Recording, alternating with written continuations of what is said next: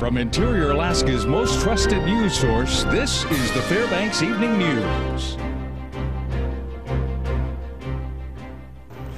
Good evening and thank you for joining us. Natural gas is turnkey operations according to a local gas company. Pintex Alaska Natural Gas Company and its subsidiaries have submitted a comprehensive response packet to the Alaska Industrial Development and Export Authority, or ADIA, in regard to interests of a North Slope liquefied natural gas plant. Pintex Alaska Natural Gas Company controls both Fairbanks Natural Gas and Polar LNG. Officials with Pintex say their proposal provides opportunity for a public/private partnership between Pintex and the state, which ultimately will result in abundant lower-cost natural gas and propane to the interior. They say their proposal is turnkey and addresses acquisition, liquefaction, transportation, storage, and disbursement of natural gas, and could lead to gas rates ultimately priced down to $13 per thousand cubic feet. Pintex President Dan Britton says no other proposal or plan is as far as long as theirs. We feel like the proposal we put forward is very compelling. It really provides a game changer for the energy market in the interior. We're talking about saving users in excess of 50% of their energy costs, and something that has the permits and everything in place to have a definitive start date. You can see the light at the end of the tunnel. The Fairbanks North Star Borough has issued a proposal regarding solid waste efficiencies and cost savings. The proposal includes new disposal hours from 8 a.m. to 4 p.m. Tuesday through Saturday. Along with new hours, there could be some changes at the actual transfer sites, including elimination of some temporary positions as well as a full-time position. The transfer sites that are being affected include Farmers Loop East and West, Chena Pump, Esther, Dale Road, Fox, Badger Road, and North Pole. The proposal is said to save the borough between $400,000 and $500,000 a year. The news center spoke to Fairbanks North Star Borough Mayor Luke Hopkins about the proposal and exactly how it would affect disposal.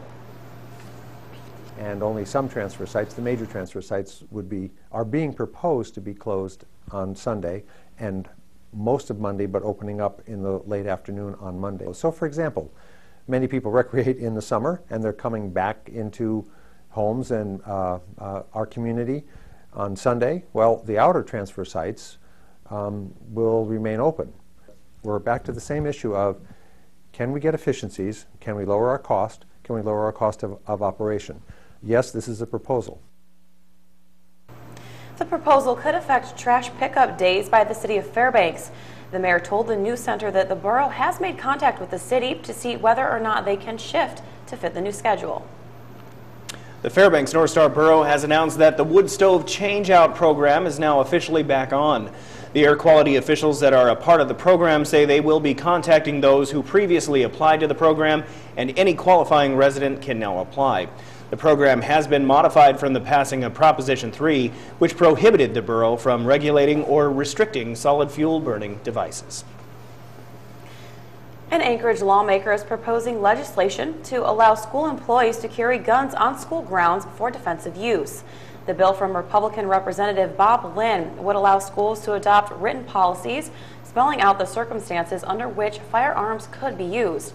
It would allow for permanent employees like teachers and administrators to carry a concealed weapon if they have a permit and have completed training.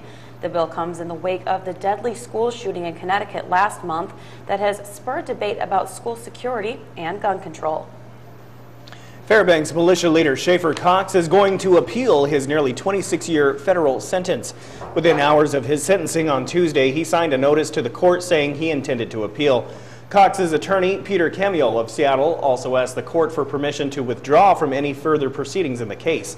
The 28-year-old Cox was sentenced on 9 felony counts, including conspiracy and possessing illegal weapons, for amassing weapons in a plot to kill federal law enforcement officials. All right, well, when we come back, we check in with both the Democratic and Republican weekly luncheons. Also, flu vaccine remains ample in Alaska, though not in the lower 48. Those stories are next. Stay with us. Fairbanks Evening News is brought to you by Northland Hearing Services, better hearing with a human touch. Kendall Auto of Fairbanks. And by Nissan, innovation that excites. And welcome back. After a week-long trial, a 12-member jury panel is deliberating in the sexual abuse case involving 56-year-old Arthur Augustine. Augustine is charged with 2 counts of first-degree sexual abuse of a minor and 2 counts of second-degree child sexual abuse. According to Alaska State Troopers who investigated the case, they received reports of harm from the Office of Children's Services. In that report, it alleges Augustine abused the 2 young girls while they were in his care on weekends. Augustine, who has a prior sex abuse conviction from the 1980s, faces a possible life prison term if convicted in this latest case. Fairbanks gun rights advocates today began the first of 4 weekly forums on gun issues. All forums will be held at Denny's restaurant on Airport Way. Former Fairbanks North Star Borough Assemblywoman Bonnie Williams led a discussion of Second Amendment issues, as well as touching on the recent school shootings and newspapers publicly identifying people who hold permits to carry concealed firearms. Other forums focus on state concealed firearm laws, armed guards in schools, concealed weapons by school authorities, and other issues. Williams says Second Amendment rights must be preserved at all costs. If we don't have Second Amendment rights, we will very shortly lose our freedom. Period. No doubt in my mind. And I'm quoting Ronald Reagan on that, and George Washington, and Thomas Jefferson. They all felt that way. No Second Amendment, shortly, no liberty. Personally, I think, as I was just reading, every single gun crime in the last 50 years, with the exception of Gabriel Gifford's incident, was done in a gun-free zone. So, maybe there's a problem with the fact that they know that there aren't people there who can defend themselves, and maybe people just need to be able to do that, and criminals always need to know that anywhere they are, somebody might be there willing to defend themselves. And News Center 11 will have more on this story tomorrow during the Saturday edition of the Fairbanks Evening News and News Center Final. The Interior Gas Utility, or IGU, is a group of local businessmen that was formed and approved by the North Star Borough November of last year. Today, the chair of the Interior Gas Utility Board spoke before a meeting of the Interior Democrats about bringing natural gas from the North Slope to the Fairbanks area within a 2-year time frame. The project's goal is to make natural gas available to the public, thus alleviating the expense of diesel fuel and the need to use wood-burning stoves, contributing to air pollution within the Fairbanks North Star Borough. We're moving along. We were formed by the Assembly November 15, 2012, have met with the governor, met with AEA and ADA, local partners, and are really pushing hard toward the legislative session for bringing low-cost gas, essentially through trucking from the North Slope to the interior. Although the level of influenza in the state is listed as moderate, health officials say the high level of disease being seen in the lower 48 may be headed our way. There's no shortage of flu vaccine in Alaska, as has been reported in much of the rest of the U.S., and a state epidemiologist urged everyone to get a flu shot.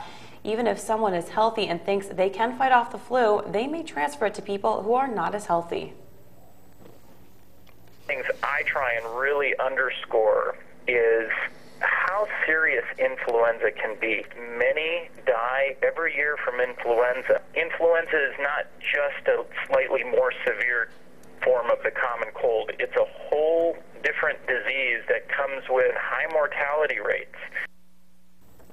Senator Mark Begich is questioning a report on the governance and financial reporting requirements of regional Alaska Native corporations. The report was originally requested by Representative Ed Markey of Massachusetts. Markey said he intends to propose legislation that would allow the federal government to dictate Alaska Native corporations' reporting requirements to shareholders. Begich said the Alaska Native Claims Settlement Act has allowed for each regional corporation to establish reporting and governance requirements for their shareholders that work best for its people. Siri Corporation is not a Walmart. Their shareholders are not spread across the globe. They're shareholders who live in the state predominantly. I think there's always and continues to be a total misunderstanding of how our Native corporations are set up, who they benefit, and their purpose and goals.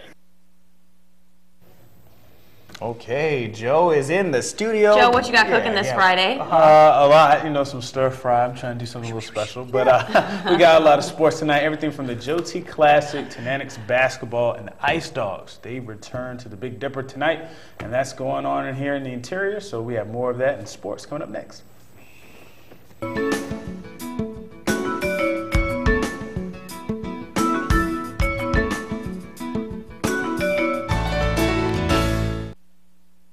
Hello, Interior Alaska. Joe Cook here on a fabulous Friday. A lot to talk about in sports, so let's get to it. The Joe T Classic tipped off yesterday at Lathrop High School. The Kodiak Bears faced the Wolfpack in the first boys game of the day. The Bears feasted at the free throw line, going 33 for 46. Kodiak had 4 players in double figures, led by Austin Fricks, 22 points. Daniel Harnbuckle led West Valley with 22 points, 7 assists, and 4 steals, but it wasn't enough as Kodiak would win 74-62.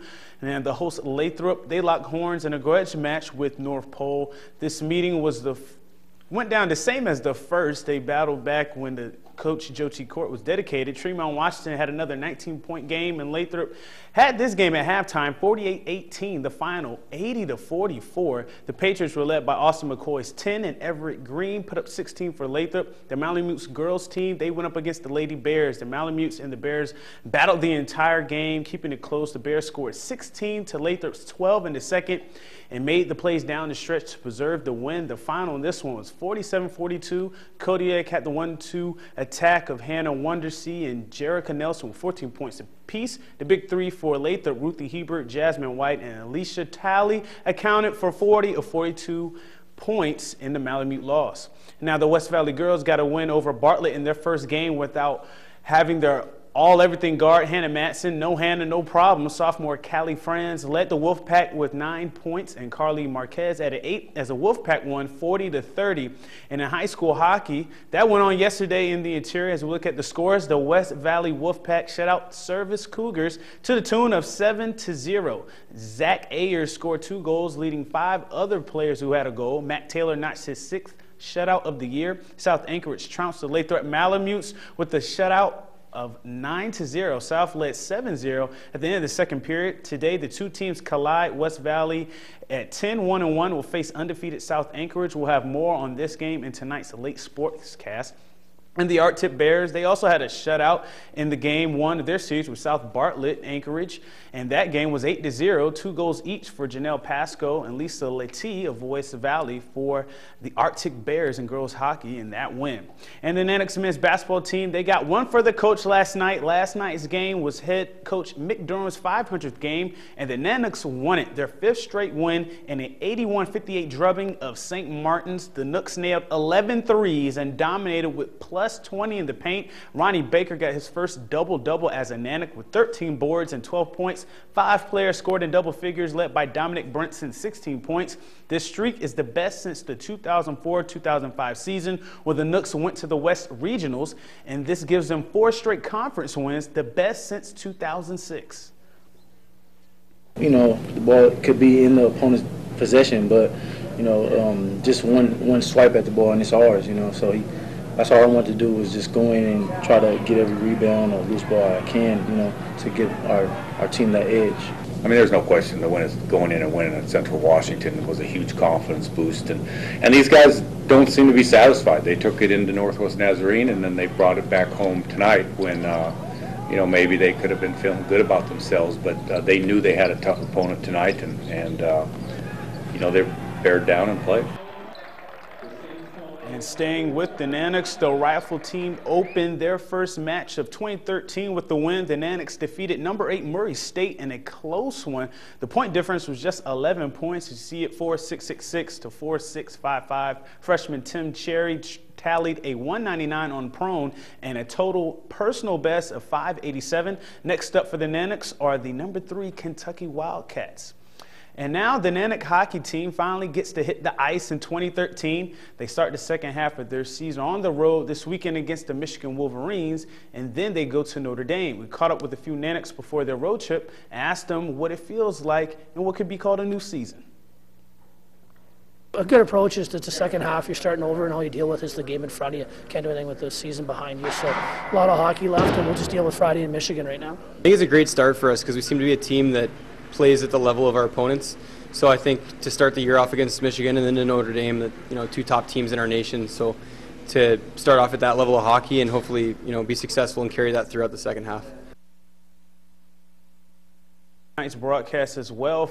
And for hockey, hey, close to home this weekend as the Ice Dogs, they're back at the Bit Dipper taking on the Janesville Jets in this weekend's series. The Ice Dogs are back after winning a series in Wenatchee and are 4 points behind the Wild. Also check out the new cross-country skiing course at Fairbanks Golf Course. The course is free and open to the public. The owners of the Fairbanks Golf Course felt it was a good idea. So there's a 2.5-mile course out there. It's all marked. There's about 1.5 miles, I guess, and about a 3/4 loop. So you can either do a short loop, long loop, and it's all corduroy groomed. And Tuesday through Saturday, from about 2 till whatever, we close about 10, you can come out there and do some free cross-country skiing. But come enjoy, and it's a way we can go back to the community, the golf course in the summer and ski courses in the winter.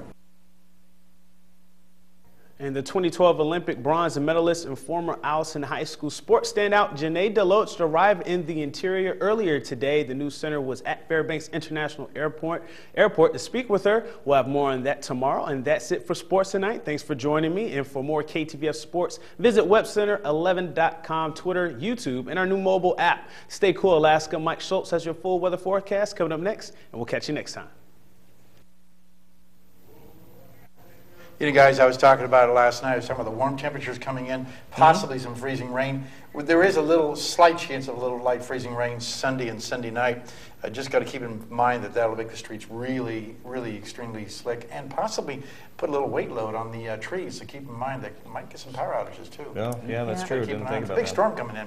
We'll show you that in just a little bit. Let's go out to the airport round and see what's going on there. I just looked out the door and we got some snow falling here, and it's snowing out the airport. 16 degrees, that's our high for the day. The low last night, 7 below.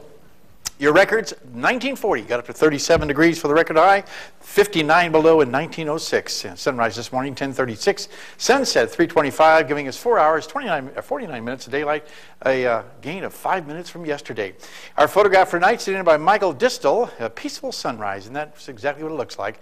Again, photographs you want to send to me, send them to Mike Schultz at KTVF11.com. Okay, the satellite picture kind of gives you an idea what's going on. We talked about areas of low pressure moving through rapidly. You can see the next one coming in on us right now. This one is expected to move in by tomorrow night. Already the last part of this moving through the area now, giving us some light snow. Elsewhere across the state, we're looking at mixed rain and snow around Juneau, 32 degrees, 28 degrees at Anchorage, 38 degrees at Kodiak Island. Some snow falling along the Aleutian Chain, nice weather up and down the west coast, snow around Barrow, but 16 degrees below zero there, and Fort Yukon, 8 degrees below zero. Lower 48 weather tonight, things are calming down considerably. Still a little bit of rain falling across the southern sections of Texas. Elsewhere, we're having a little rain around the Gulf Coast regions too. As you can see on our satellite and radar, a lot of energy moving across with this system here. Very, very cold air moving in behind it also, and another system moving across the Pacific Northwest. The jet stream, the new jet stream outlook is calling for early next week. And again, the cold air diving way down to the south, all the way into Mexico, with cold temperatures across the Great Lakes. Nice weather out ahead of that, very warm. Possibly very stormy too. Go back to Alaska for tomorrow. The northern section is looking at blowing snow at Barrow, snow for Nome, and flurries in the Fort Yukon area. Here in the interior will be mainly cloudy for Fairbanks, with some isolated snow showers possible in the Healy area. Over southeast Alaska, again looking at rain and snow at Juneau, periods of rain for Ketchikan. Out to the southwest we go, and we'll be looking at rain showers in Cold Bay, windy with showers for Kodiak, and isolated snow in Bethel. And over the south central regions, here's where it gets kind of nasty. Freezing rain developing in Anchorage by tomorrow, and rainy at Homer with more snow expected for Valdez. So a pretty sloppy forecast there. Back to our kids' weather for this week, and we've been talking to the kids from North Pole Elementary School, but tonight we're going to have a word from the teacher. Hi, my name is Shane Monson, and I'm in Mrs. Vansickle's third grade class. Here's my question for the weatherman. What is the hottest temperature ever measured in the whole world? That is not a young teacher, believe me. little bit of a mix-up. Hopefully we'll have that fixed for you at 11 o'clock. We'll check it out then. And again, thanks to Mount McKinley Bank for sponsoring our kids' weather. Next week we'll be visiting with the kids from Pearl Creek Elementary School. All right, here's our winter trails report for Friday night. Mild temperatures mean great conditions for outdoor activity, but watch out for Sunday as freezing rain could be a problem with slick roads and surfaces, so keep that in mind. Okay, here's your forecast for the remainder of the night. Looking at the overnight low, about 1 degree below zero, not too bad. Light snow should be tapering off, light accumulations the rest of the night. Tomorrow's forecast, 13 degrees, considerably warmer with mainly cloudy skies. And our extended forecast, again, looking at temperatures mild for Sunday and Monday. And in a cooling trend, as cooler air will be moving back in behind that system and cool us back down to where we should be this time of year by, looks like, next Wednesday and Thursday. Overnight lows also dropping down to the single digits below zero, but still very nice this time of year. But watch out for Sunday. It could be interesting. Absolutely. And if you're a parent, make sure that you're by the phone, hopefully, possibly, to find out about school bus updates and all that. All right. That is right. Yeah. Okay, well, that will wrap up this edition of the Fairbanks Evening News. As always, we are glad you could join us. NBC Nightly News with Brian Williams is on next. And as always, join us here 6 days a week at 6 and 11 or online anytime at webcenter11.com. On your phones, on the apps. That's right. That will do it from all of us here at the News Center. Stay warm out there, folks. Drive carefully, and we will see you back here again Monday.